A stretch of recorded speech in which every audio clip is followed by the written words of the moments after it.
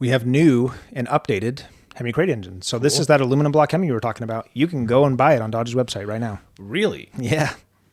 That What's it rated? 5.8. What's interesting is the one you buy off Dodge's website, they only said it was rated at like 600 and something horsepower, which is still a lot of horsepower. But when it was put in that charger, it was making close to 1,500 or something like that. Well, yeah, but that's the race applied. Like, probably has all the magic stuff, the titanium connecting rods and all that stuff. Yeah. But this is like $64,000 for this engine here.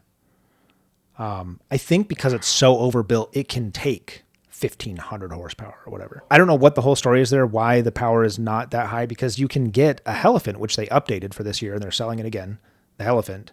You can get a Elephant engine for 35, so 30K less, and the Elephant makes 1,000 horsepower out of the box. It's very weird. Probably, but the Elephant's also still iron block, right? So the weight could be part of it. Also, kind of just an administrative side of things, SRT now oversees the crate engine program. Cool. Which Very is cool. Which, that makes sense. Yeah. Yeah, you can buy that Hemi engine we talked about last week. You can go on their website right now and get it.